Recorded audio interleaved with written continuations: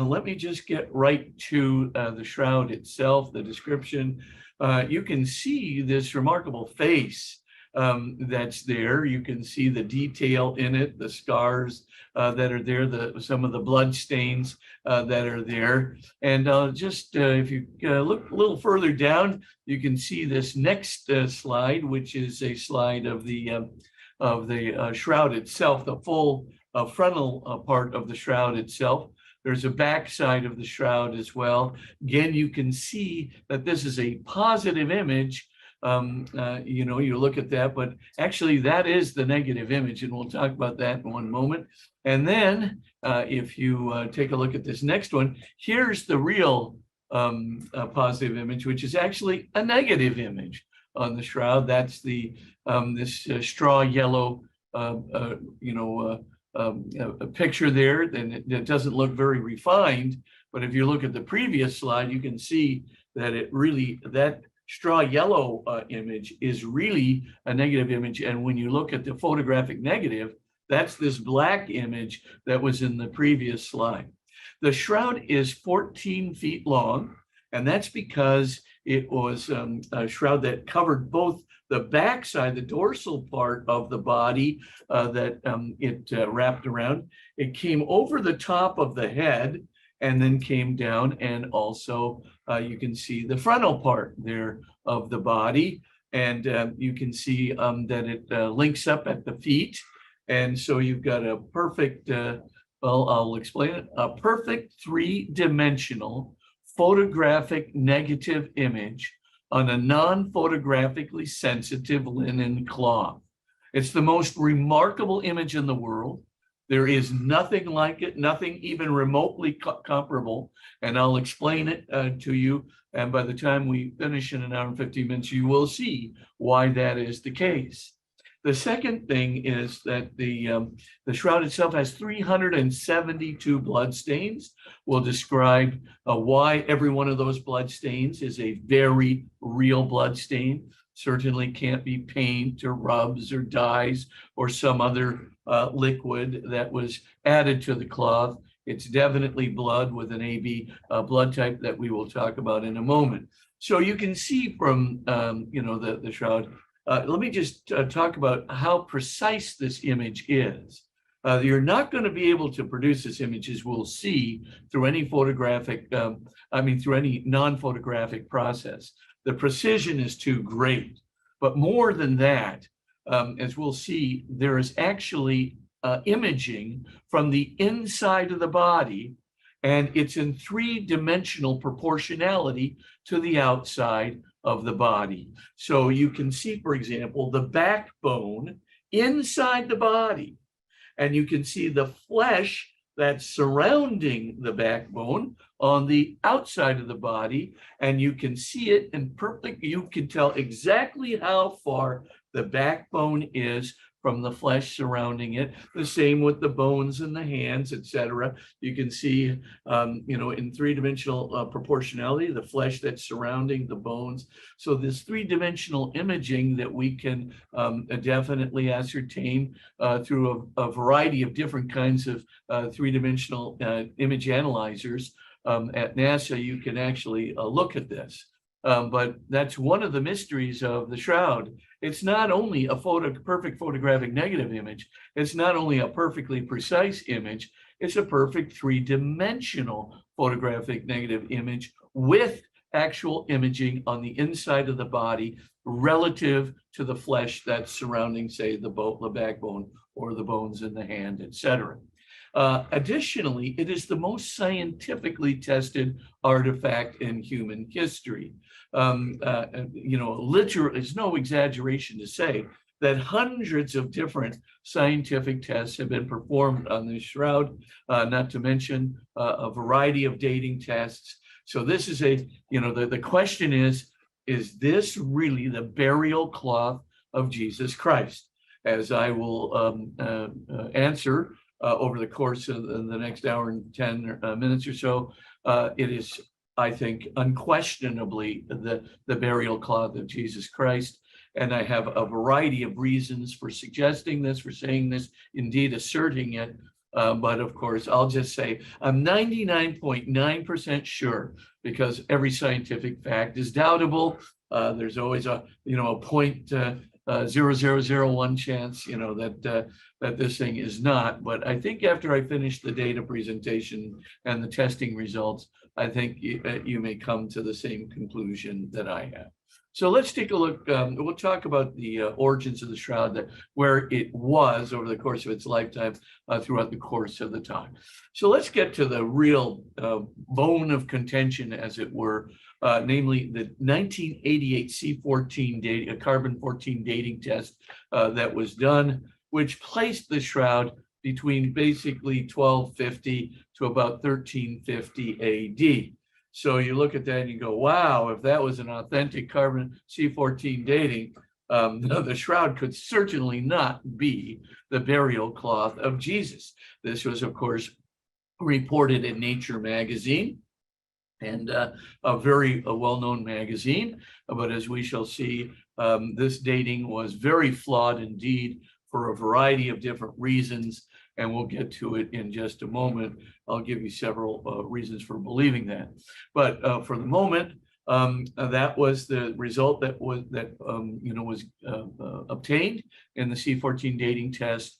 After 1988, interest in the shroud dropped dramatically until 1998, when Dr. Ray Rogers, the head of thermal chemistry, one of the departments of thermal chemistry there at Los Alamos Laboratories, is one of the big national labs in the United States, came up with a result that showed that the sample taken on the shroud could not have been from the original linen shroud that I just described.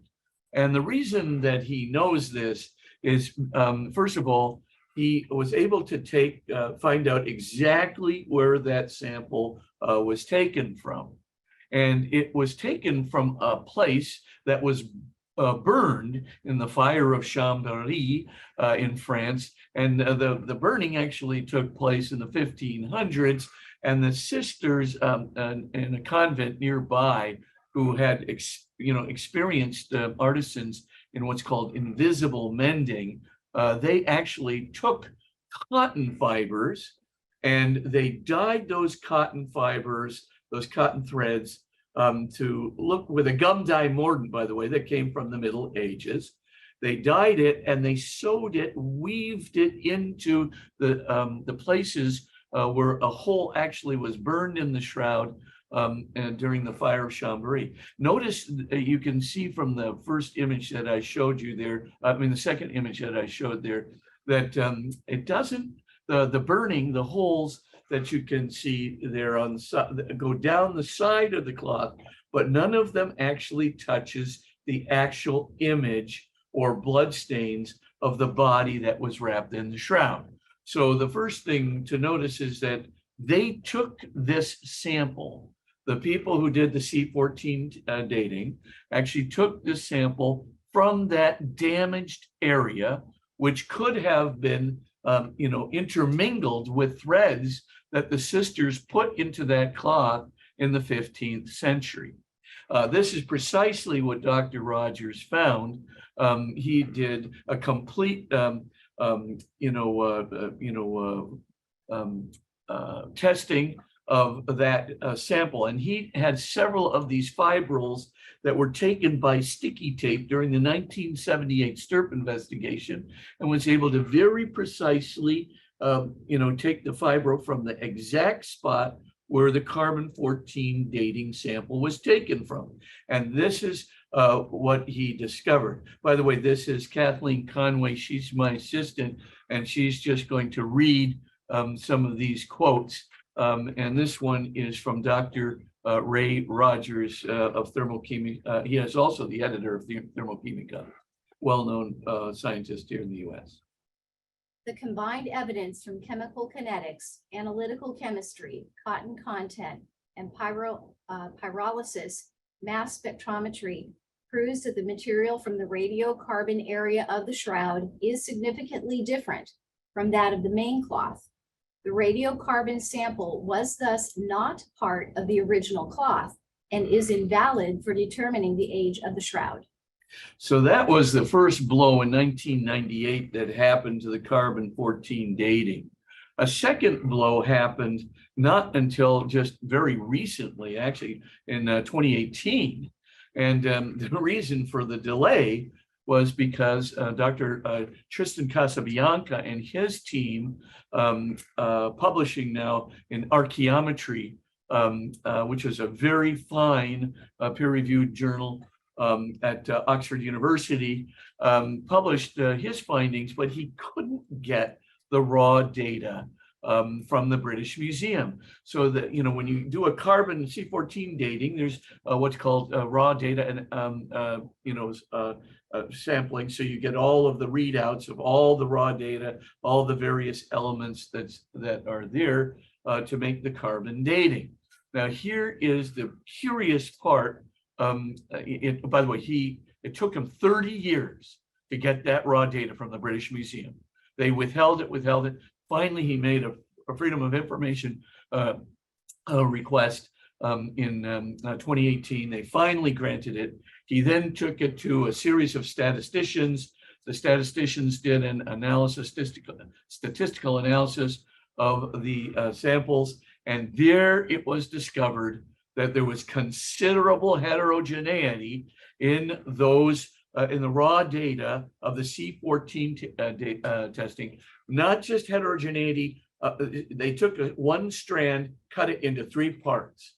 So then there's heterogeneity within each of those parts, and among those 3 parts that went to the 3 different carbon dating labs. So what Casabianca and his team discovered, as I said, published in Archaeometry at Oxford, he came out and said, it's impossible to date this strand based on the heterogeneity to the Middle Ages, because it looks like different ages of the cloth are embedded, right? So there could be 2 different kinds of cloth from 2 different ages that are embedded into the sample. So right there, we have 2 very good reasons for expecting that the carbon-14 dating could not possibly have been true. As we'll see in a moment, and I'm just going to hold this off until I get to it, but there's also pollen grains embedded in the shroud, which show the precise route of the shroud. And it shows that it was in Jerusalem for a long period of time, then in Edessa, Turkey for a long period of time, and then in Constantinople for a long period of time. Now consider the following.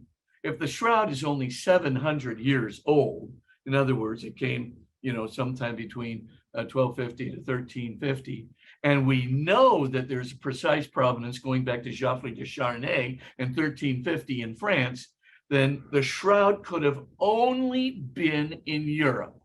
That is to say, in France, in Liry, France, where Geoffroy de Charnay revealed it, and then the trip over to Turin, Italy, where it remains to this day. Could have only been in those 2 countries in Europe over its 700-year lifespan. That's impossible, as we shall see, because those pollen grains indicate that the shroud has to have been in Jerusalem and northern Judea, and we'll talk about why, for at least 300 years, in Edessa, Turkey for at least 250 years, and in Constantinople for at least 250 years. The shroud, if we have a confirmed age dating of 1350 as when Geoffroy de Charnay puts it out there, then it's pretty clear that that there's something very, very strange going on here. That carbon dating couldn't possibly be right. It's kind of missing 800 years minimum of shroud history. So therein lies the, 900 years minimum of shroud history. So therein lies our, disqualification of the carbon dating. So why else do we think that the carbon dating is wrong, and rather that the age of the shroud goes back to around 50 AD? Because after the carbon dating, a series of other kinds of dating tests that were non-carbon-14 based were performed on the shroud based on fibrils that have been taken from the shroud in the 1978 Stirp investigation. Let's just go through quickly what those are, and you can get a pretty good idea. The first one that I'm going to talk about happened just in 2022, just last year. This was Liberato Riccardo and 7 colleagues over at the National Labs in Italy, good physicists, excellent physicists.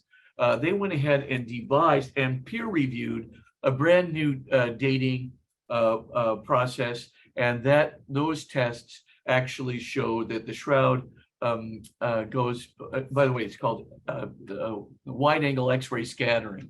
It's just a basic new way, a peer-reviewed new way. And by the way, it's been peer-reviewed over several journals over several years. This is a highly accurate dating method of ancient fabrics.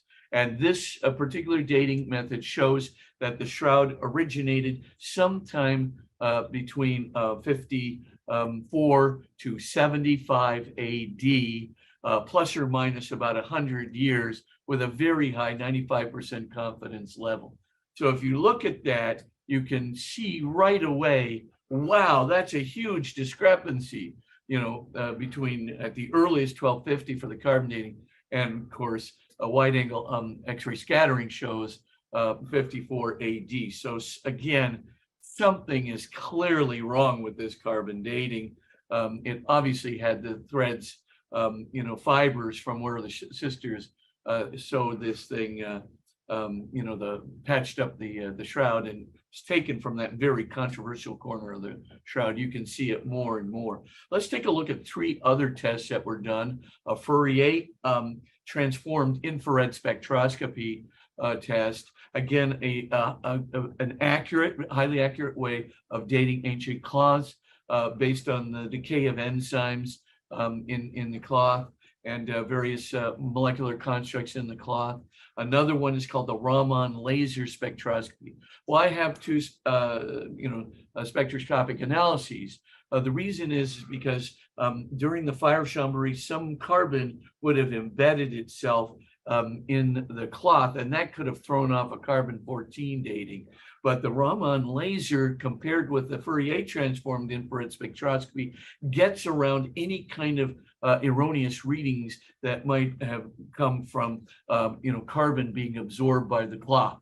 So essentially, Fourier transformed infrared spectroscopy, we have a Raman laser spectroscopy, and finally we have a mechanical compressibility and tension test. What do those 3 tests show? They show that the shroud came from around 90 AD, again, plus or minus a significant number, about 200 years at a 96% confidence level. So you look at these things, and there's just no way this could have ever come from between 1250 to 1350. It's just impossible. I mean, you've got now 4 different peer-reviewed tests that are saying something, very, very different indeed. And we'll talk about a little bit more about this and cosmogenic isotopes later. But what's the point? The point is the shroud probably, according to the new dating tests that have been done and peer-reviewed that have been done, probably comes from the 1st century. Around 50 AD is a pretty safe bet for the age of the shroud. We'll talk about where did it come from, very likely Jerusalem. Let's get to some other areas of it. I'm actually going to go zipping down for a moment. I'm going to zip over to the face cloth of Oviedo, and then I'm going to come, I'm going to come back to the pollen grains and to the coins on the man's eyes in just a moment. But the face cloth of Oviedo is very fascinating. And here is the uptake. This face cloth of Oviedo is a face cloth that was wrapped around a man's face. And of course, as it was wrapped around the face, it went over the top of the head and came down the nape of the neck. It also is tied underneath the chin. The face cloth was used to transport a body, for example, that would have looked very macabre indeed, or would have, a beloved person who, was terribly beaten and so forth. In Jesus's case, it would have been the beating he received before the crucifixion, and then from the crown of thorns, etc. So they, in order to preserve, the sentiments of people looking upon the body being transported, say, from the cross to the tomb, they wrapped the cloth around the head, kept the chin up, and so that the jaw would not flop.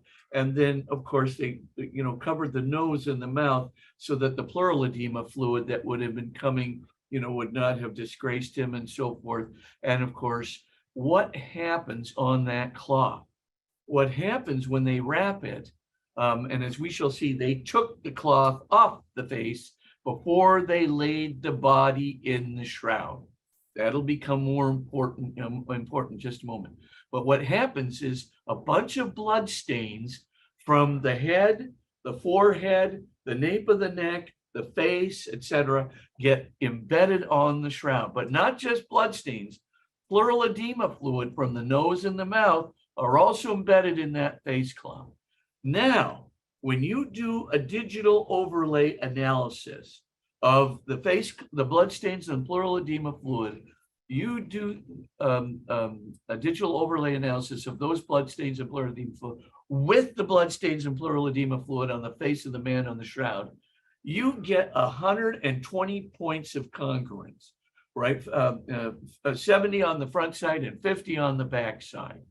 Now, do you know the odds of getting 120 points of congruence in these irregular blood stains and pleural edema fluid stains if those two cloths had not touched the face of the same man? I mean, it's just astronomically high odds against this happening.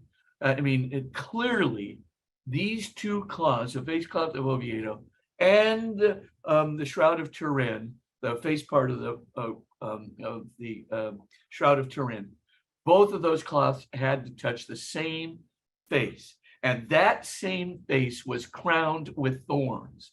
That same face was beaten profusely during the course of the crucifixion. That same face has very long thorn wounds that go all the way down to the nape of the neck. Very unusual, but it does come from basically what's called a Jesus thorn, from the Middle East. Those thorns are particularly long with some curvature at the end, which is precisely the kind of thorn that was used to make the blood imprints from the crowning with thorns.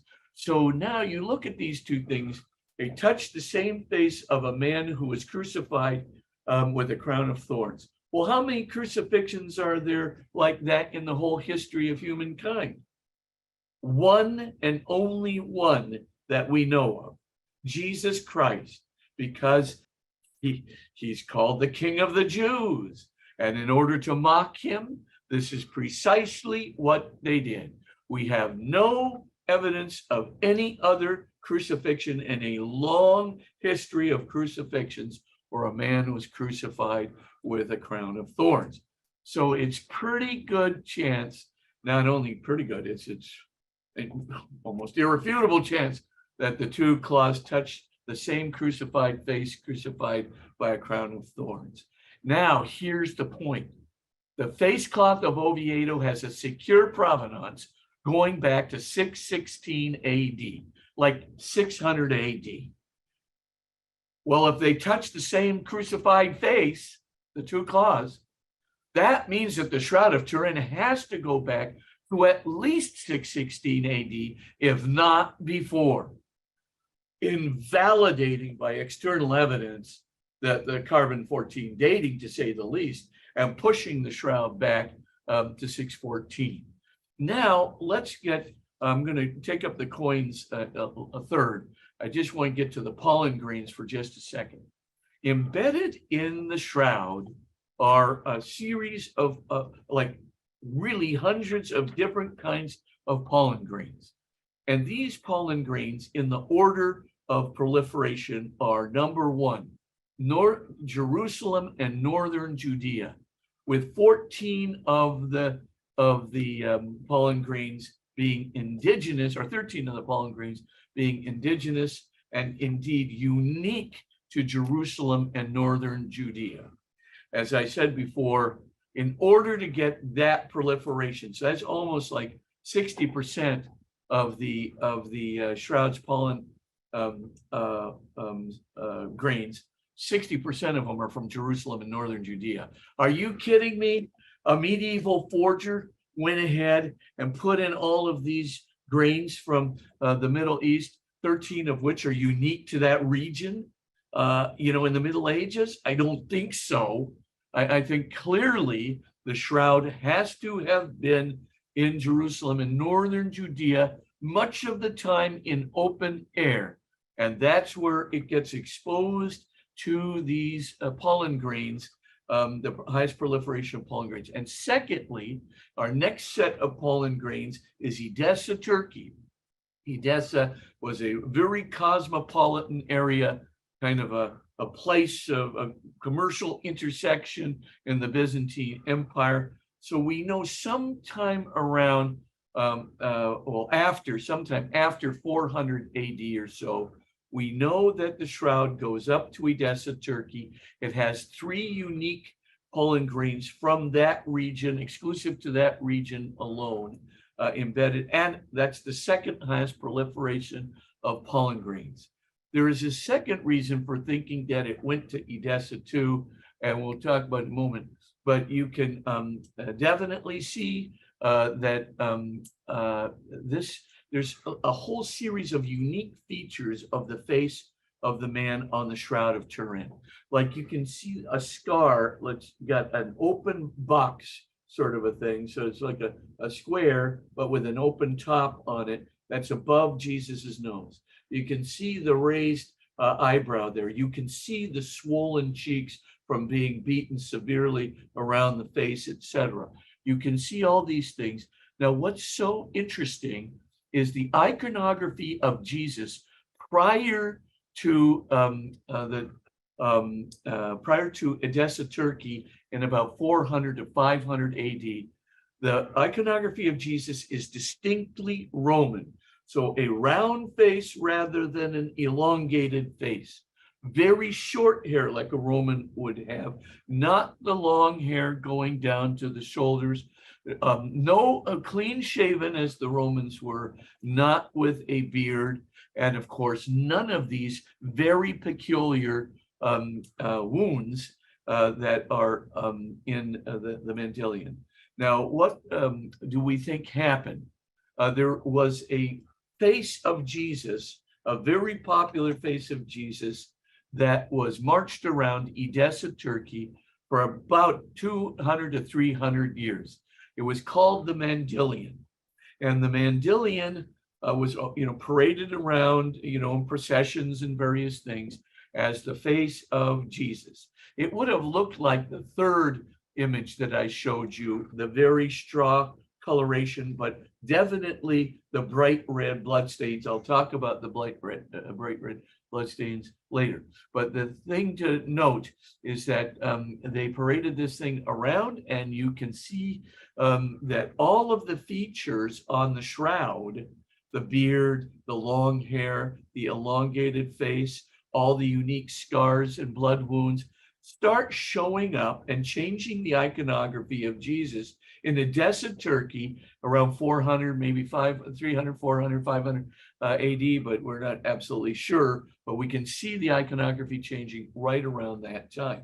In fact, it actually got the emperor of Constantinople very interested in the shroud, and he came over. He wanted it for his treasury, and he just basically said, well, I'm going to give you the equivalent of about $10,000 in gold today. I mean, today it'd be worth $1 million or whatever, but a whole lot of gold, and I'm going to buy this from you.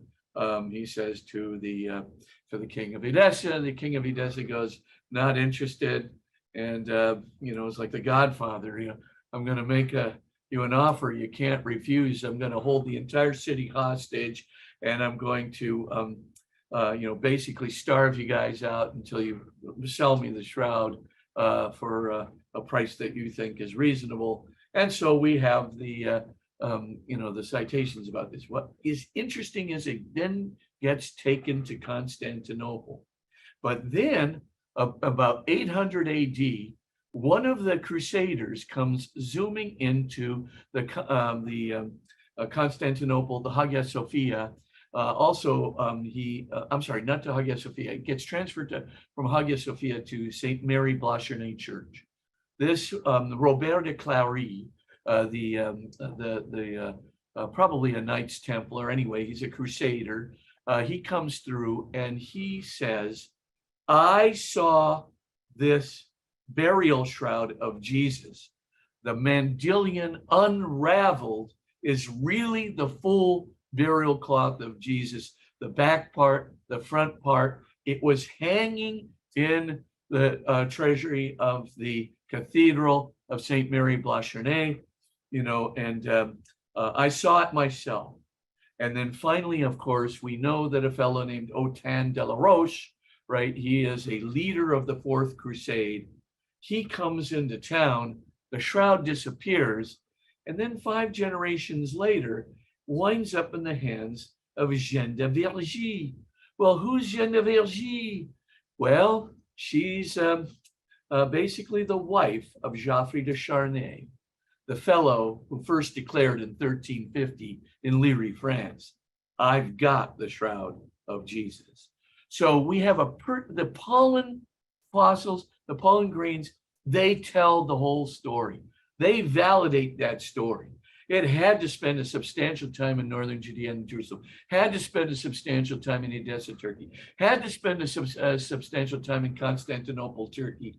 And the smallest number of pollen grains comes from Liry, France, and Turin, Italy. So we know that's when, of course, when they took it out of the open air. But we know it has a very strong likelihood that the shroud originated in Jerusalem. Now we go to the coins on the man's eyes. Now this is very unusual too, because the coins have 4 enigmas in them. So they put the coins on the man's eyes in order to hold the eyelids shut, just in case during rigor mortis or sometime post-mortem, the eye should come open. So the enigmas on these are very common coins, Roman leptons, but these coins seem to have, and there are some people who dispute the imaging on the coins, which is why I leave it for the last. But if the numismatists and image experts that have looked at the coins are correct, and if the photo overlay analysis done by Alan Wanger and his group are correct, then the coins have 4 enigmas on them that are particular to a special minting of those Roman leptons in about 29 AD by none other than Pontius Pilate in Jerusalem. Here's what Kathleen's going to read again, what Alan Wanger and his group discovered. We have done this by means of the polarized image overlay technique that we developed, which enables the highly accurate comparison of 2 different images and the documentation of the various points of congruence. Using the forensic criteria for matching fingerprints, we feel that there is overwhelming evidence for the identification of the images and the matches with the coins. The long and the short of it is this. I think it's just indisputable that the shroud could have come from 700 years ago. There's just no possible way that could happen. I think it is very, very likely that the shroud originated around 50 AD, plus or minus some margin of error from 4 different dating tests. Certainly it had to come before 616 AD by comparison with the face cloth of Oviedo. And the pollen grains certainly suggested had a journey that began with Jerusalem and went through Edessa and Constantinople before it went to Liry, France. And certainly as well, if you think that the imaging is correct and the numismatists are correct and the digital photographic overlay analysis is correct, then those coins on the man's eyes come from the special minting by Pontius Pilate in 29 AD. I think it's a good, very good case for the dating and placement of the shroud. Let's go now to the bloodstains. Very interesting indeed. There are 372 bloodstains on the Shroud of Turin. You can tell that the man was tormented hugely by those bloodstains. I'm just going to go, why do we think there's that these are bloodstains and not paint or dyes or rubs? Number one, bloodstains don't have AB blood type. Number two, bloodstains don't have human hemoglobin. Number three, paints and rubs don't have human immunoglobulins. Number four, they do not have human whole blood. Paints and dyes don't have human whole blood. Number five, paints and dyes do not have enzymes in them that point to a polytrauma like creatinine and ferritin synthesized in the blood stains. And of course, they do not have a plasma serum separation that looks like the body was oriented on a vertical axis like a cross, et cetera, et cetera, et cetera. All 372 of these blood stains are clearly real human blood of a man with AB blood type, with a slight, you can see DNA molecular structures in the blood, but no DNA profile is amplifiable by polymerase chain reaction. So you cannot tell what the DNA profile of the person was, but we have a pretty good idea that this is real blood.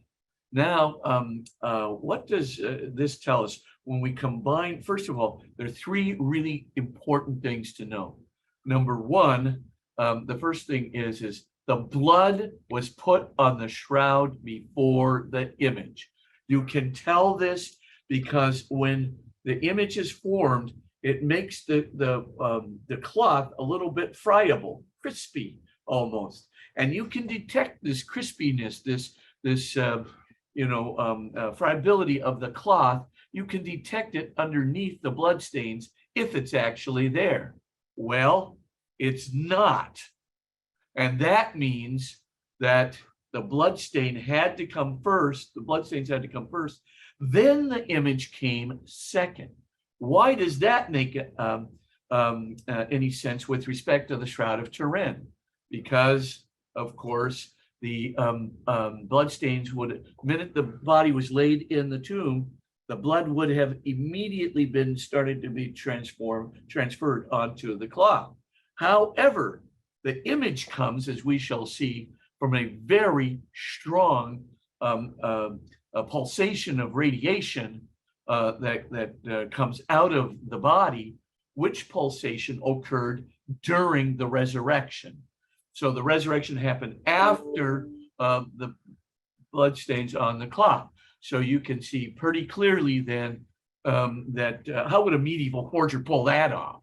Are you going to put all the 372 bloodstains anatomically perfect on the shroud and then put the image of the man over those bloodstains without doing vice versa? I mean, be almost impossible. And certainly for a person who does not have the anatomical knowledge we do today, you can pretty much see, that this is totally impossible. Medieval forger hypothesis is now getting ruled out pretty clearly. Let's see what that combination of the image of the man and the bloodstains tell us about how this man was crucified and tortured. Oh, by the way, I just want to give you just a quick thought about the enzyme mixture, the ferritin and creatinine mixture in the blood. And this comes from a very good study, the +1 study that Kathleen's going to read for just a minute. This is not a situation typical of the blood serum of a healthy human organism. High levels of creatinine in the blood are observed in the case of strong trauma. There is a wide recent literature reporting on interaction between creatinine and ferritin in fatal accident or as a consequence of the rhabdomyolysis due to torture. This result cannot be impressed on the Turin shroud by using ancient dye pigments, as they have bigger sizes and tend to aggregate. And it is highly unlikely that the eventual ancient artist would have painted a fate by using the hematic serum of someone after a heavy polytrauma. In other words, case rested. That's not only real blood, but it's the real blood of a tortured person, severely tortured person. And the evidence of the torture is in every one of those 372 bloodstains. Now let's get to the actual, what's going on with the man in the shroud. Number one, the man on the shroud, as I said, is crucified with a crown of thorns. This is called the Middle Eastern or Judean Christ thorn, and that Judean Christ thorn has the particular hook and the very kind of scraggly indentings in the skin across the top of the scalp that is caused precisely by this kind of thorn. The thorn is woven across the top. The Romans, of course, did this because it would make for extra pain of the person who was claiming to be king of the Jews. So as I said before, there's a weaving across the top with the same kind of thorn, but it's not just a circlet going around the head.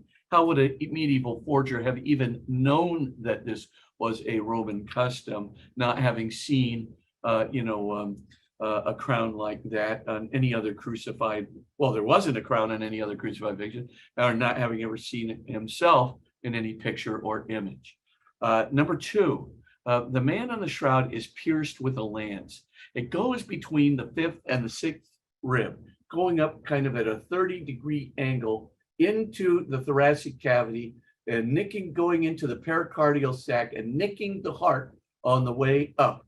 And then as it does so, it penetrates the pleural cavity and then pleural fluid, which is built up in the pleural cavity because the man is trying to gasp for breath, right? He's constantly gasping for breath as he's trying to push himself up on the cross. All this pleural fluid is gathered in the pleural sac. And then as the soldier jerks this elliptical head out of the body, so it goes up doing that fifth and sixth rib. By the way, that wound is an elliptical wound, exactly like the kind of wound that the kind of spearhead used by the Roman legionaries, say, in a place like Jerusalem.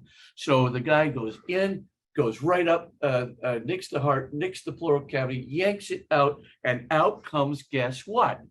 Blood and water, or he thinks it's water, but it's actually pleural fluid. What do you see on the shroud itself?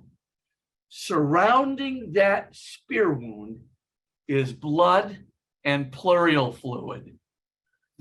Remember John's gospel, right? And remember that the beloved disciple is saying, and he says, I'm telling you, outflow blood and water. And of course, he knows everybody's going to think that's not real. That's not real. But he says, I am the witness. I'm telling you the truth. And I know that my witness value is true. So he's kind of insisting that this is what he really saw, coming out of the body. And that's exactly what the shroud shows came out. I mean, completely unique to Jesus. And how would a medieval forger know how to, substitute pleural fluid for water and put it at the site of the wound? I mean, come on. All right, let's go to the third thing, which is very interesting, and that's the Roman flagrum. The flagrum has 3 strands on it, very different from a medieval whip, which has a single strand. This has 3 very long strands, and at the end of each of the strands is a little dumbbell pellet at the end of each strand. So what happens, there's a soldier on his left and a soldier on his right, and they're whipping him alternatively. So you can see the strokes coming from the left and then the right, etc. Now what happens is as the man is being whipped, those dumbbells, right, are going around his side and they're digging into his side. And as the soldier pulls it away, you can see it's tearing the flesh off the man. This is exactly what we see portrayed in the shroud. That he is literally, his flesh is being shredded. and it's going from the top of the shoulders all the way down to the base of the calves and the ankles, where they're getting him all down the line. And so you can see that the man is going to lose a huge amount of blood. It's definitely a Roman flagrum. And of course, we know no medieval forger ever saw a Roman flagrum. Today, we know about them because we see them at Pompeii and Herculaneum and so forth. But at the time, they were not known. So of a medieval forger. So the idea would be this man is bleeding profusely. Why did Jesus die after only 3 hours? Pretty clearly, loss of blood. And this whipping makes sense in Jesus's crucifixion because why? Pilate doesn't want to convict him of a capital offense and kill him. He's under pressure from the chief priest to do this. And so he wants to take Jesus in and whip him so much that he comes out totally pathetic, right? A miserable a person. And see echo, right? Ecce homo, look at the man, right? And I punished him enough. You can let him off the capital offense. And of course, we know it doesn't work. They say, no, give us Barabbas, crucify this one. So the idea then is that explains Jesus' whipping. It also explains why he would have died in 3 hours. Most of the time, a crucified person could last not only a whole day, but well into a second or third day. And for the Romans, that's what they liked. More torture, the better. But of course, in this case, they had already, Jesus had already lost so much blood, it couldn't happen.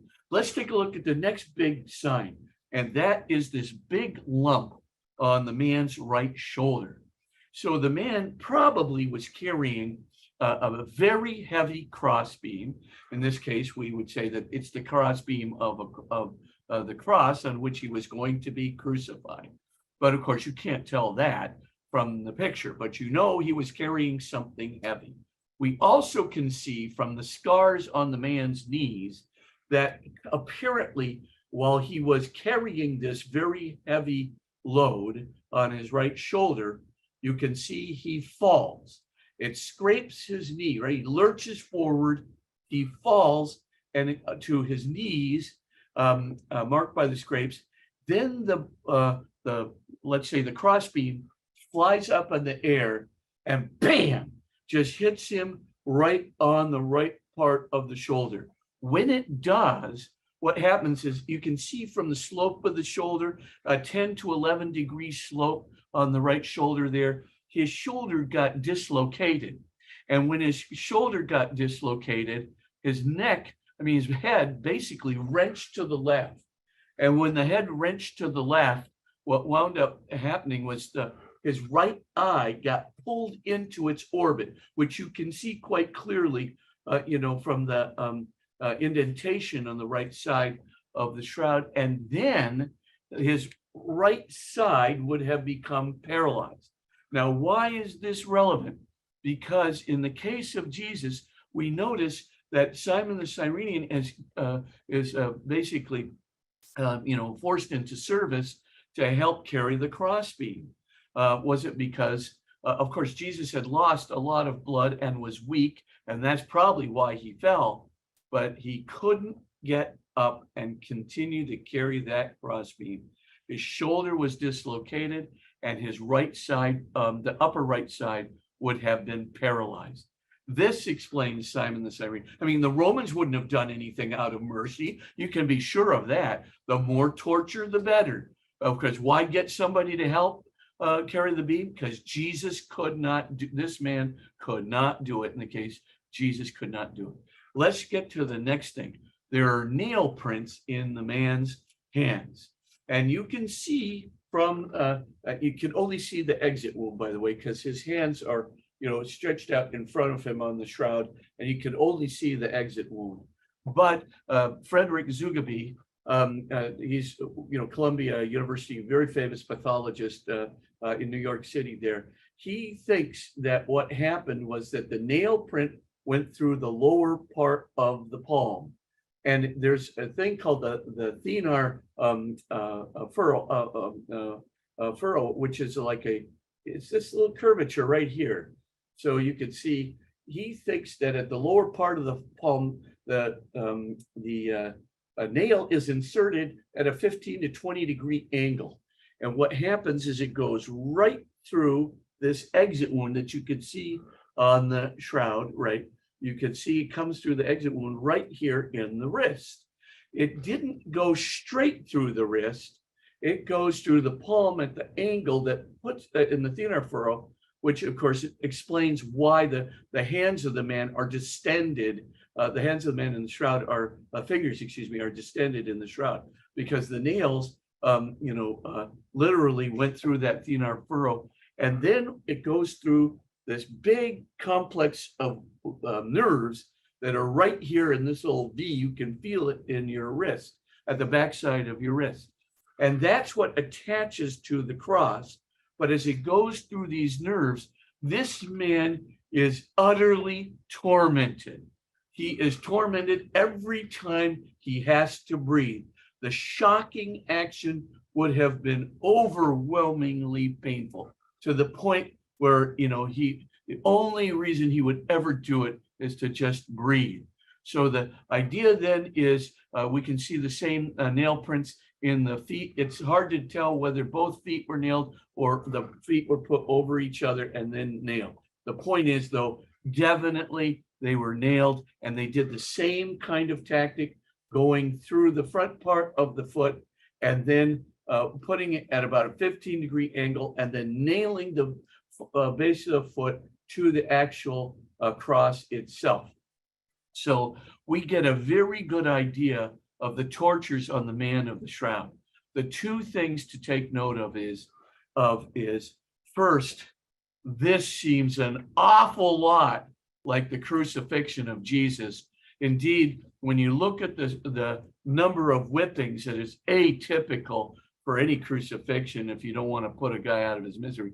Number two, you look at that spear wound with the pleural fluid and the blood coming out of that elliptical wound between the fifth and sixth ribs, and you look at that crown of thorns, probably with thorns, a crown woven with thorns called the Christ thorn from that region, you can pretty much see this seems like Jesus. And you can see in this Lenten season, as we go into Holy Week, you can see what our Lord went through in his crucifixion. It's just anatomically writ large. There's several very good books on this, and I'll talk about some free resources on the Magis Center site you can get.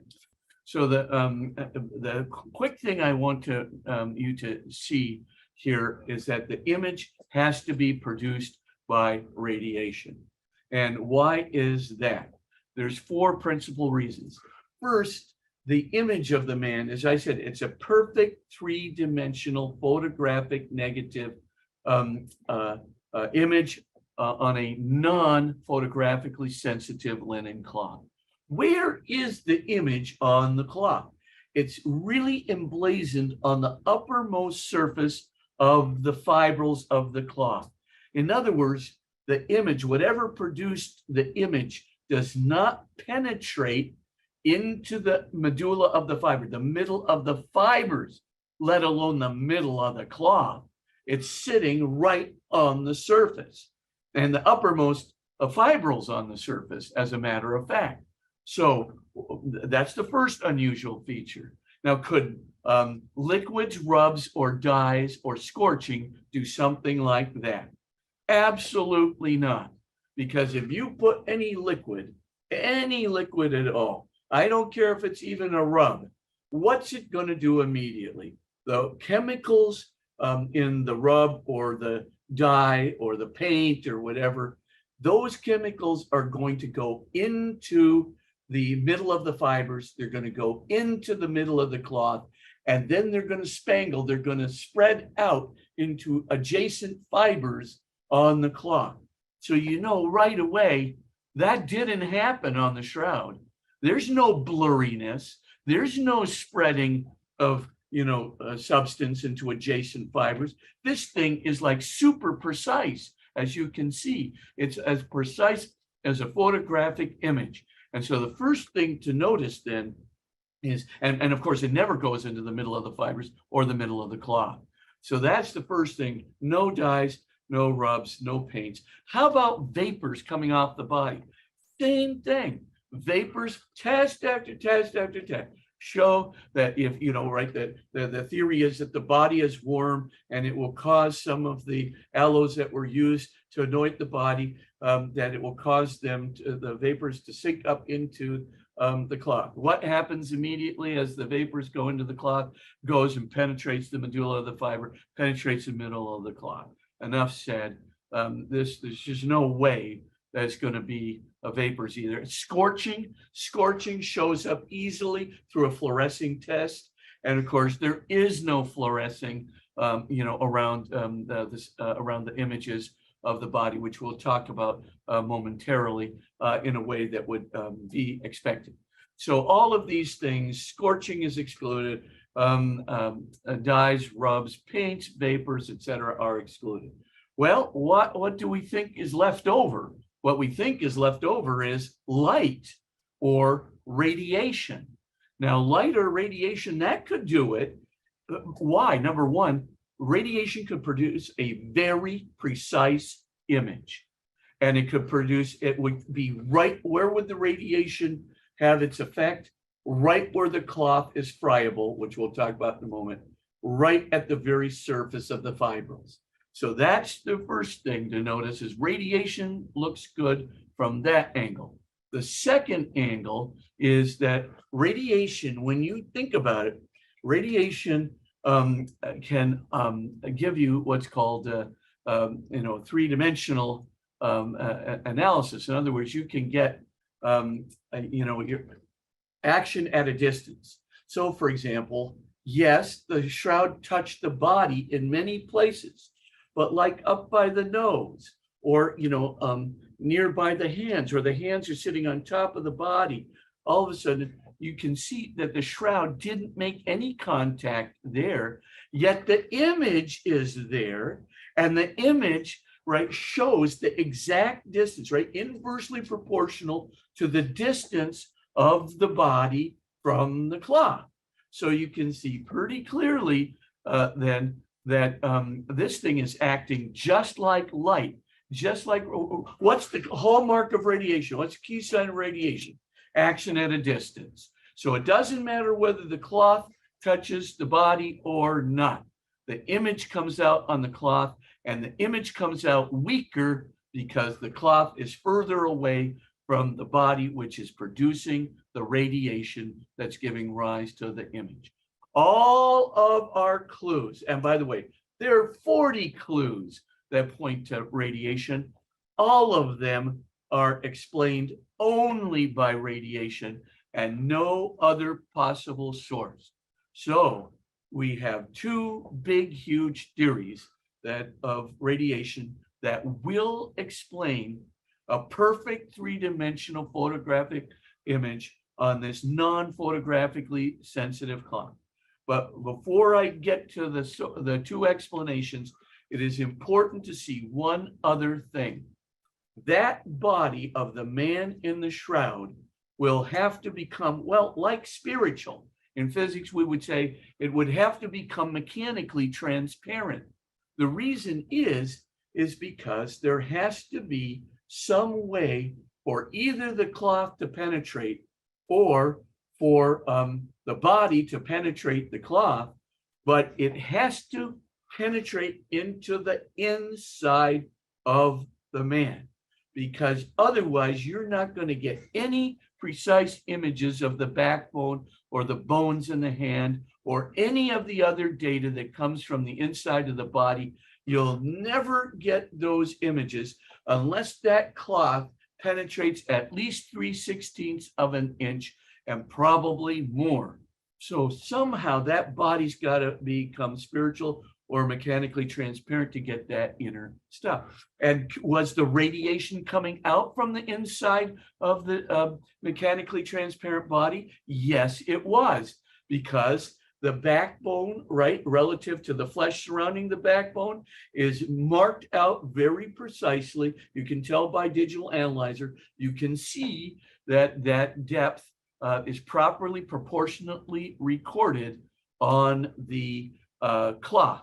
So we know the exact distance between the backbone and the flesh surrounding the backbone, et cetera, between the flesh on the fingers and the bones inside the fingers, et cetera. So we know that this cloth actually penetrated the body. Okay, now what are the two big explanations that radiation explanations that have come out? The first one was the first one developed by a very bright physicist by the name of Dr. John Jackson. Again, another Los Alamos guy. And he's, of course, a physicist and particle physics expert. But John Jackson, in conjunction with Dr. Paolo Di Lazzaro and his team at the national labs in Italy, these guys actually said, look, it is possible to produce that very straw-like color radiation on the uppermost fibrils, a surface of the fibrils of the cloth in precise and non-penetrating ways with a three-dimensional photographic negative image effect. This could happen with what's called vacuum, columnated vacuum ultraviolet radiation. That means it's coming straight out. And the cloth has to be flat, going straight down, and not just straight down, but the bottom part of the cloth has to be going straight up into the body. So if that happened, then you could see, that this radiation, the culminated ultraviolet radiation, it actually could produce a three-dimensional photographic negative image very precisely, just like is on the Shroud of Turin. Now, what's interesting is it would take very short, it'd have to be a very, very, very, very short pulsation, like 1/40 billionth of a second worth. And it would have to happen at a huge wattage, like 6 to 8 billion with a B, billion watts for 1/40 billionth of a second. It's the only way that this could actually occur. If it was a little bit longer, honestly, the whole cloth would have been completely fried. I mean, you wouldn't even have carbon remnants left.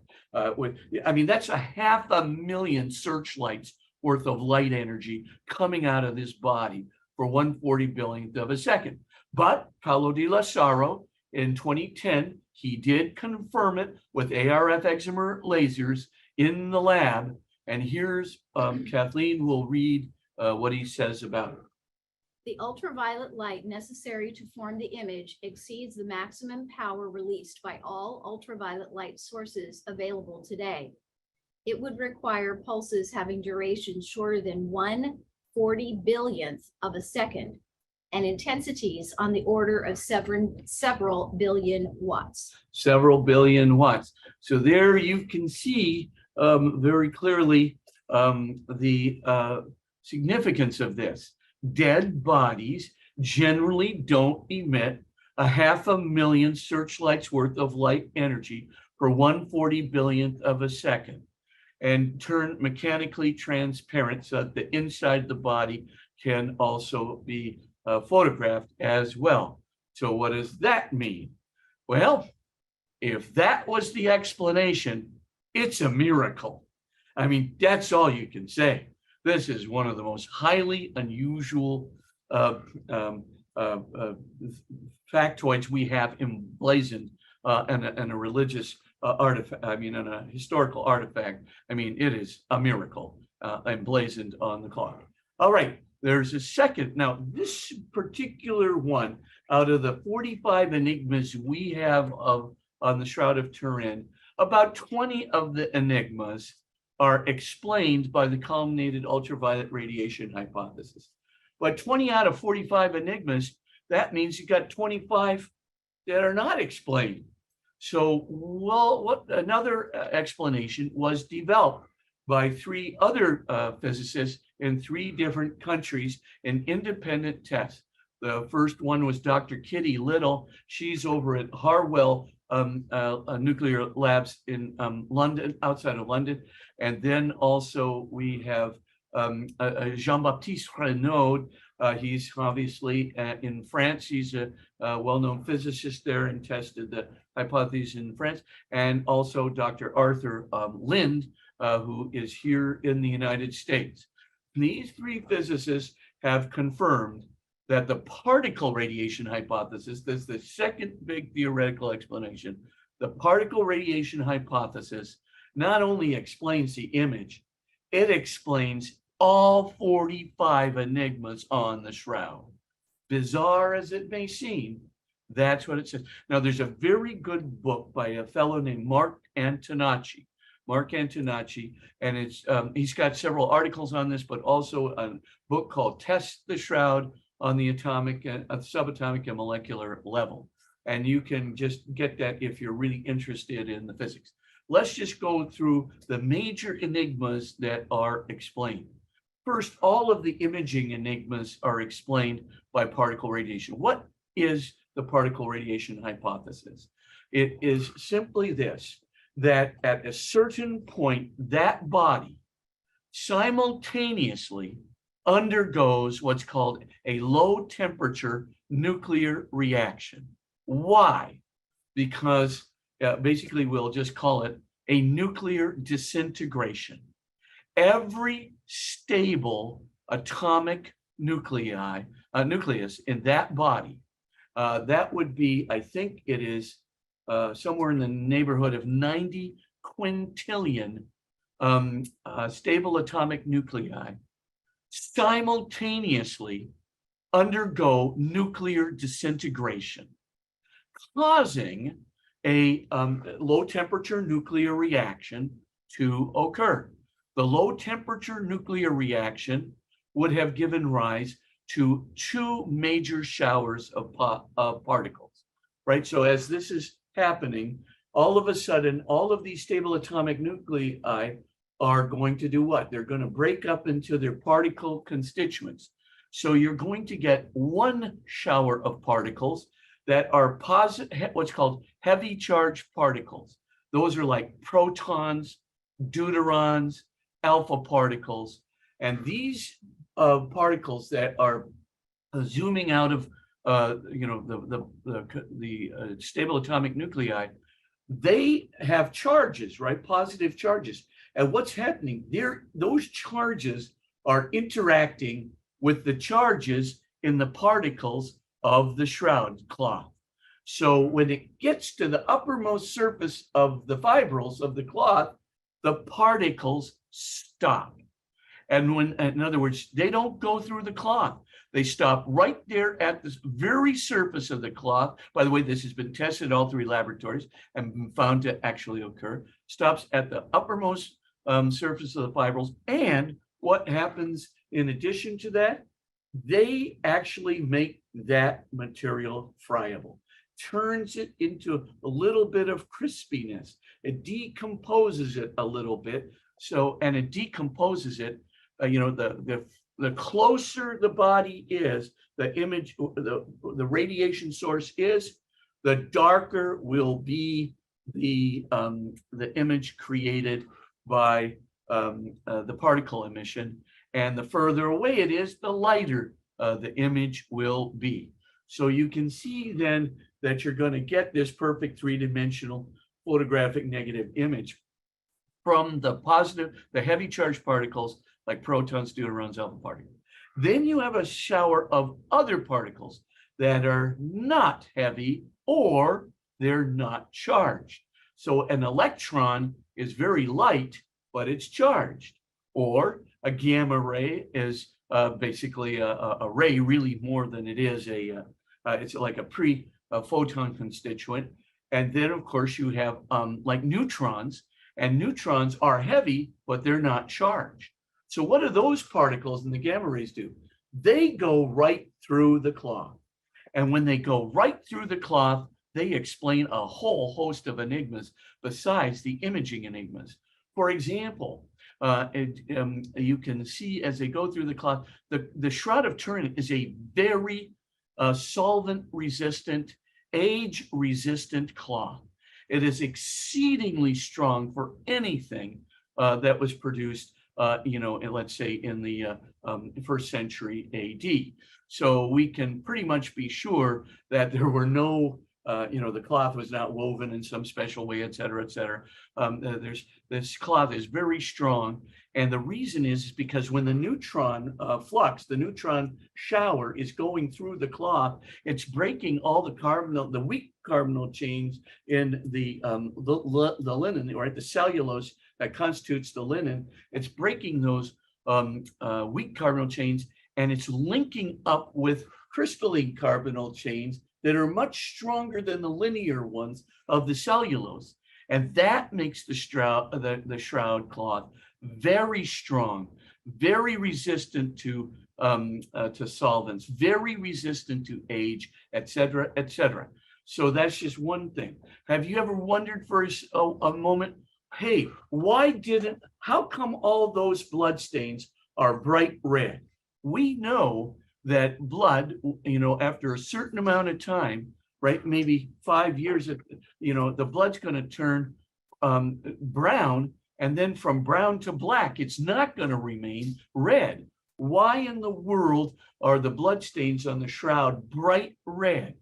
Well, if you take a bunch of neutrons, and you irradiate the blood with those neutrons that are passing through the blood, remember, it's just going right through, right? You irradiate them with neutrons, and then you put them out in ultraviolet light. For example, when you put the shroud on exhibition and the sunlight is there, and of course the sunlight hits those neutron irradiated bloodstains, it turns them precisely bright red. By the way, the bright red content is not due to bilirubin or anything like that. That has long been chemically disproven, but I don't have time to explain it. Another real enigma about the shroud, of course, too, is that when the cloth is, let's suppose we have a medieval forger, and let's suppose that the medieval forger crucified a man exactly like Jesus, which of course he couldn't have done because he didn't even know the details about it. But let's suppose he did. And let's suppose he put the man inside the cloth, and then he waits a day and a half, and then he tries to pull the cloth off. What will happen? By the way, he couldn't have produced the radiation because that's a miracle, as we will see in just a moment. But the point, of course, is if he pulled that cloth off or used any mechanical means of pulling that cloth off, what would have happened? It would have fragmented, segmented, smeared, and done a lot of other things to wreck those bloodstains, which are precisely not wrecked. They're not smeared and fragmented and segmented, et cetera, et cetera. How did he do it?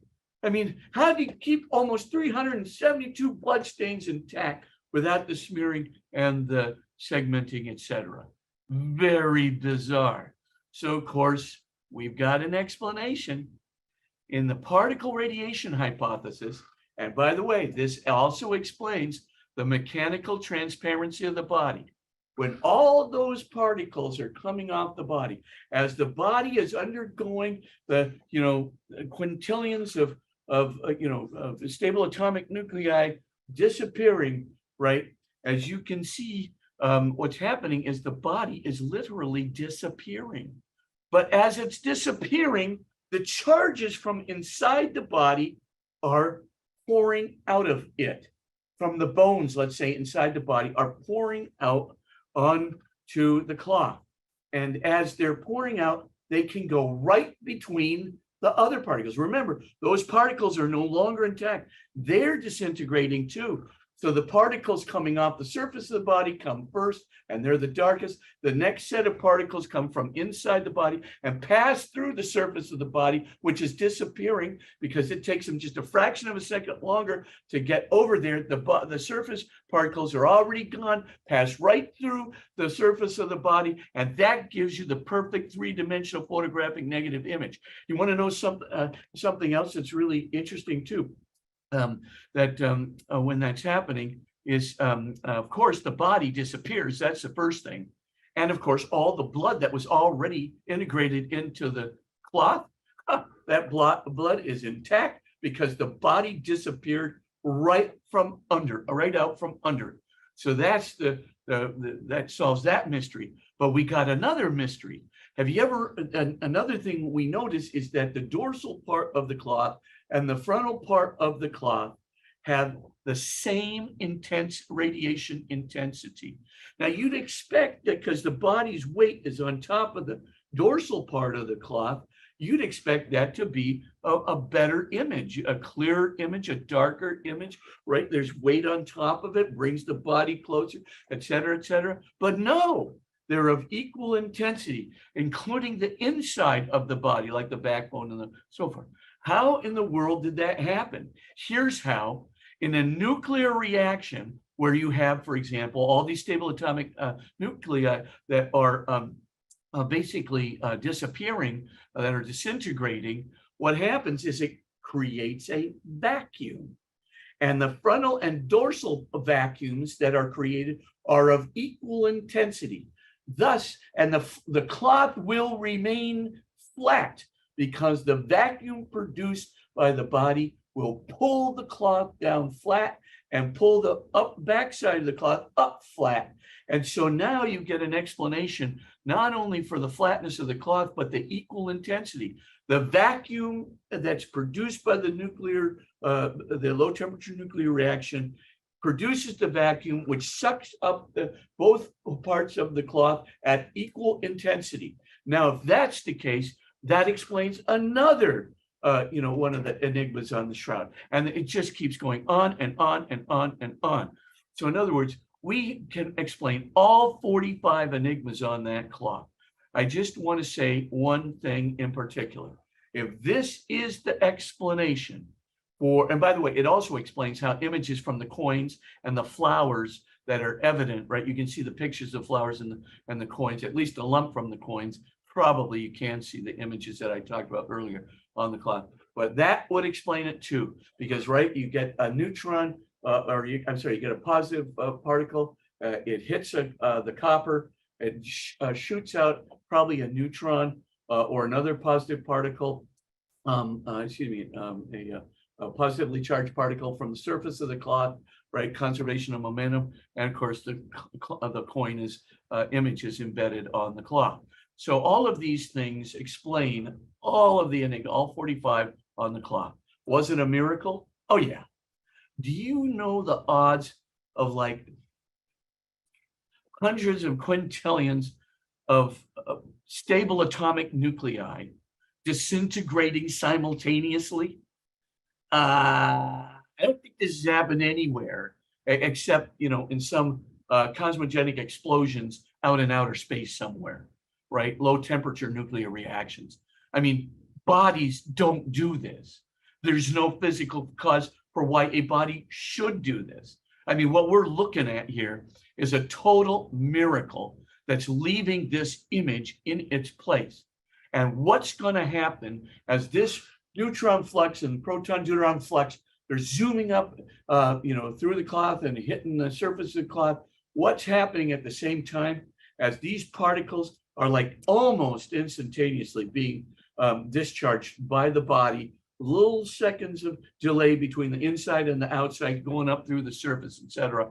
What happens? A big bright light is going to shine at the apex of the low temperature nuclear reaction, which, because it is low temperature, is not going to destroy the cloth. But then you're going to get a nice shock wave, a boom, which is going to happen at the same moment. And you look at that big bright light, boom, particles zooming up into the cloth. What can we say? The body's turning, mechanically transparent and spiritual, leaving an imprint of itself. It's like the perfect miracle that God could have easily designed, at the time of Jesus's own resurrection, where his physical body is being transmuted into his transphysical and glorified body, leaving behind not only the remnant, the image of what his physical body looked like, but also this big flash of light, this boom, the sound of the resurrection, all at the same time. Would God have done something like this to give us an indication, a sign of the resurrection emblazoned in this shroud? I think so. I think he could have planned it and went, now what should I do for those skeptical 21st century Americans and Europeans who have so much of a problem believing in me? I know, I'm just going to give them a sign of my light, my presence, my transformation, my power. Just give them a sign emblazoned on the burial cloth of my son. Here you go. And of course, at the end, he simply goes, gotcha. Now, my final remark is this. Can the particle theory of radiation be tested? Yes, it can. And the reason it can be tested is because any low temperature nuclear reaction will have to leave behind cosmogenic isotopes. And those cosmogenic isotopes, like chlorine-36 or calcium-41, they only happen near nuclear sites. There has to be a reaction. In other words, if we come to the cloth in the next scientific testing of the shroud, and we discover a bunch of chlorine-36 or calcium-41 or other cosmogenic isotopes in any abundance whatsoever, their natural abundance is almost nil. So if you discover it with any abundance whatsoever, you know that there was a nuclear reaction, that low temperature nuclear reaction that happened inside that cloth, leaving behind even that remnant too, as if God had thought of everything for a skeptical scientific generation to look at the resurrection, the crucifixion of Jesus Christ, the perfect image to reflect on as we enter into Holy Week. Thank you so very, very much. Father, did you want to, you mentioned there were some places on your website that you wanted to point people to. That's right. Go to magiscenter.com and you can see there's an article under free resources. You'll see an article called Science and the Shroud of Turin. And Peter, if you want, I can also send you a copy of a bit of a chapter from my upcoming book, Science at the Doorstep to Christ. Yeah. Which has all of the footnotes to all the scientific articles I just mentioned. So you can share that with friends too. You could send that off to help them out. It's really very convincing when they see the studies. This has been done very carefully indeed. Awesome. All right. Well, let's jump in here first with this question from Belinda. I think it's on a lot of people's minds as well tonight. She asks, given all of this astounding evidence, why is the church not proclaiming the shroud to be of Jesus? Well, because the church generally doesn't try to render a judgment on what basically is a scientific set of facts, number one. And number two, the church rarely rules on any relic whatsoever. It's just their policy. And there's two good reasons for it.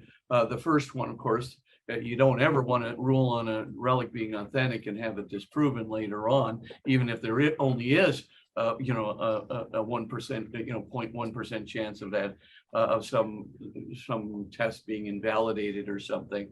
But the second reason is it just, the church has doctrines to rule on and moral codes to rule on. Relics, they just simply don't do it. But you do have a preponderance of basically about 40 very fine physicists, blood analysts, chemists, physical chemists, and dating experts, et cetera, who, are willing to put their reputations on the line for the shroud. So this really is more the domain of science to show what it can show. And really it's the church doesn't really get into these kinds of things for any relic, and of course they don't want to, have something be disproved later on, but I don't think that's really going to happen. I think the medieval forger hypothesis, honestly, is preposterous for 27 reasons. I mentioned some of them tonight, but and I talk about that in my article. Excellent. Thank you. Let's take one on screen here. Mark, go ahead. Thank you, Father, for that comprehensive description. That was super. I want to return, most of that was over my head. But going back to the Bible, when the disciples entered the tomb, they found the bandages that covered the head in a separate area. What is the significance of mentioning that? Yeah, I think John actually just wanted to portray what he actually saw. The beloved disciple actually saw. So he saw the face cloth, right, rolled up in a place by itself. So that means that, you know, this would have been the custom of the day. They would have taken the face cloth off, right? And then laid the body in the tomb, put the coins on the man's eyes, and then envelop the front part of the body, pull it over his head down below. But I think it's just a description of what he saw. So as he's peering into the tomb, he sees right away the face cloth over there. And then he says, you know, he turns and sees the shroud, actually, the burial cloth in a separate place. And so this is exactly what we would expect, you know, that the face cloth of Oviedo there, which I do believe touched all the same, touched the same face and got those blood stains to 120 points of congruence in the pleural edema fluid, et cetera. That would have been present at both places. I think the community would have revered those two cloths. I think they would have died before they ever let an enemy get a hold of those cloths. I think that's why they were so well preserved. I think that the shroud goes to Edessa eventually, which also, by the way, the face cloth of Oviedo had a short stint in Edessa, but then they go their separate ways.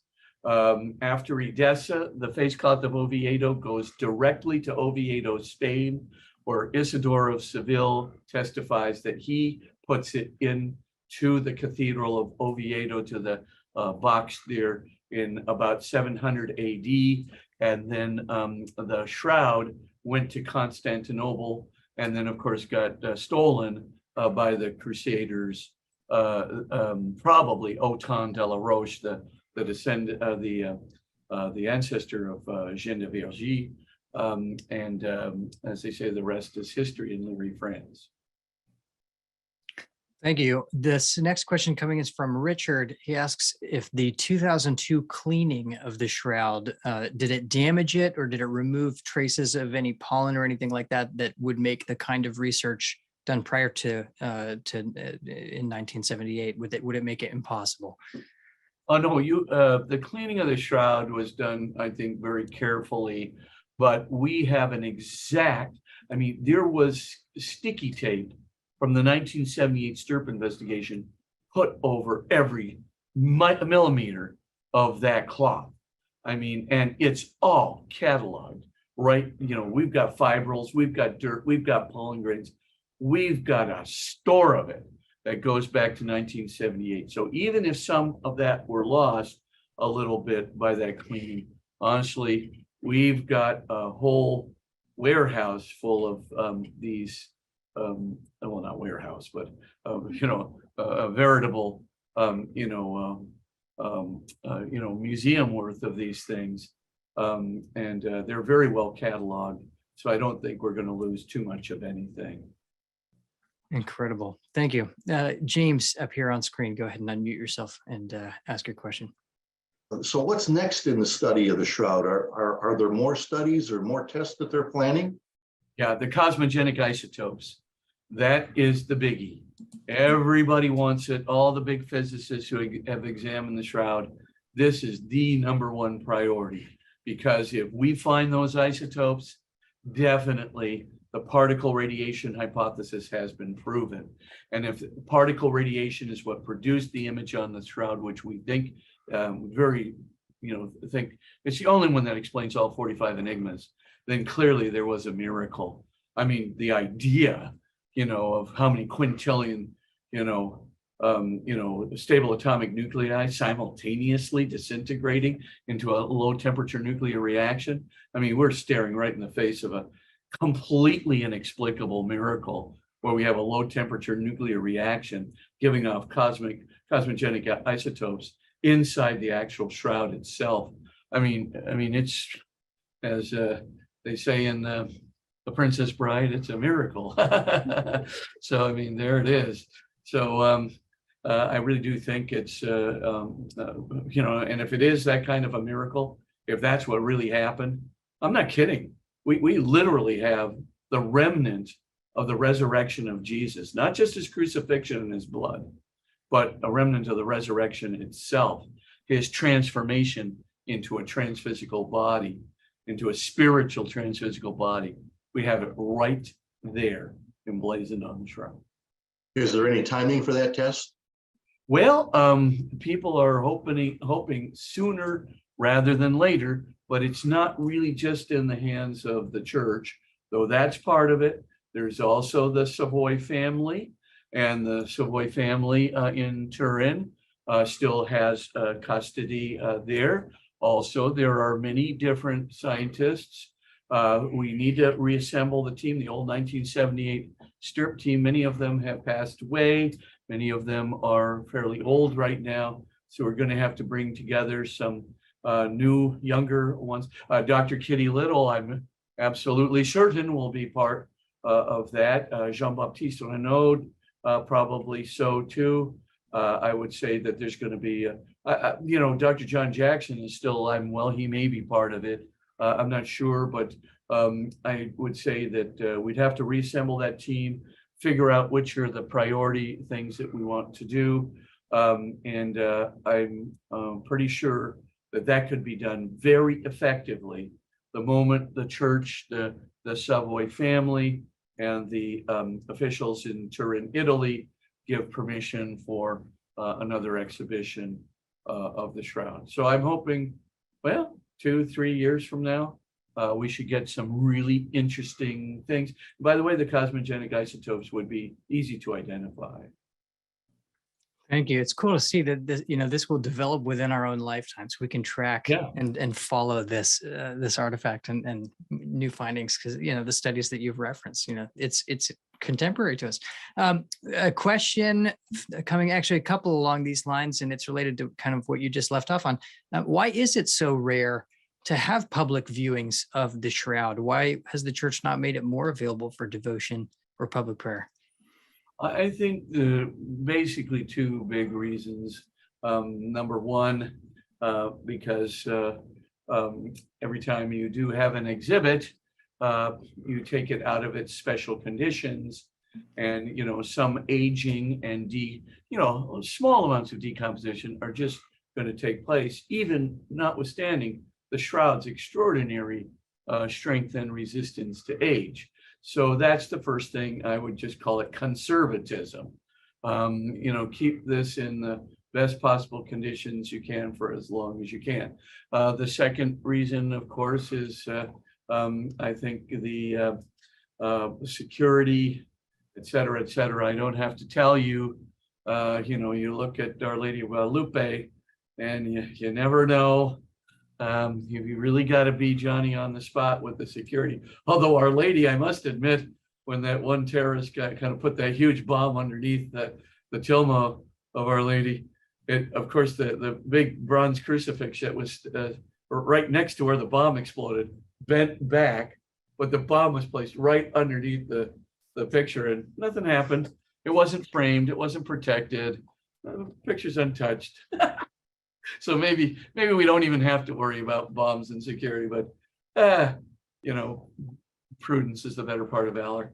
So I think Sure. the real considerations, the real concerns. Of course. Excellent. Thank you. We're running out of time here, so let's just take one more question on screen. Inez, go ahead, and we'll go out with yours. Thank you so much, Father. Sure. My question is regarding the face recognition studies between the shroud, the veil of Oviedo, and the veil of Veronica. Can you comment on that, or do you have any references about it? I keep on hearing about it, but I haven't been able to find something to read about that. Yeah, the veil of Veronica, we don't. If you're talking about Montpellier, we don't have really any substantial scientific tests. So I have to, put that, only the ones I've been working with are the ones with significant scientific tests. Now, of course, the face cloth of Oviedo has had such tests, and so has the Shroud of Turin. So between those two, I have several articles mentioned in that one that I'm going to send to Peter Tapsack. I will get you can look at those articles there. The four main points of congruence, of course, it's the shape of the blood stains as well as the blood type and the hemoglobin in the blood stains. Like I said, it'd be astronomically high odds against those two sets of blood stains happening on both of those cloths, widely separated now in space without touching the same face. It's just impossible, I would say. The second thing is the pleural edema fluid. It's, it looks like it's the same, the pleural edema fluid from the same man. So that also is a similarity, and it's coming from the same places on the shroud. Alan Wenger, the guy that did the digital photographic overlay test of the coins, he also did the photo of the overlay analysis for the bloodstains on the face cloth of Oviedo and on the Shroud of Turin. So it's highly accurate that the shapes and points of congruence are absolutely there. So the pleural edema fluid and the blood stains chemically are also identical. The third, of course, thing that's very clear too is that thorn, the Christ thorn from the Middle East. That's evidenced on both cloths. And so you can pretty much also, see that, that there's something very odd there. And finally, the fourth thing are the pollen grains. That proliferation and of pollen grains from Jerusalem and Judea with the unique pollen grains from that area are embedded in both the Shroud of Turin and the face cloth of Oviedo. There's also pollen grains from Edessa in both cloths, but then, as I said, they separated, their journeys separated. I think when the Emperor of Constantinople laid siege to Edessa to get the cloth, basically they probably got that cloth out of there, out of Edessa, the face cloth of Oviedo, out of there, and that's where it went on its own separate track, seemingly to, it seems to have gone through Greece, because there are some pollen grains from Greece there. Then from Greece, it goes to Spain. And as I said, in 700, Isidore of Seville himself places it in the Cathedral of Oviedo in that, sort of bronze casket where it remains until today. So those kinds of things, they definitely parallel. And I can get you some very good articles on these matters that are from a scientific perspective, but the Vale of Veronica, not so much, the image of Montpellier. Thank you so much for your preparation, your research, your time this evening with us. I'll give you a quick going away Holy Week blessing. Excellent. And may the Lord, who has sacrificed himself completely in love for us, to redeem us, to protect us from evil, and to give us the life of his glory so manifest in this shroud, bless you during this Holy Week season, that you may deepen your trust in him and know that he is calling you to the resurrection in light, and that he will stay with us until the end of the world. In the name of the Father, and of the Son, and of the Holy Spirit. Amen.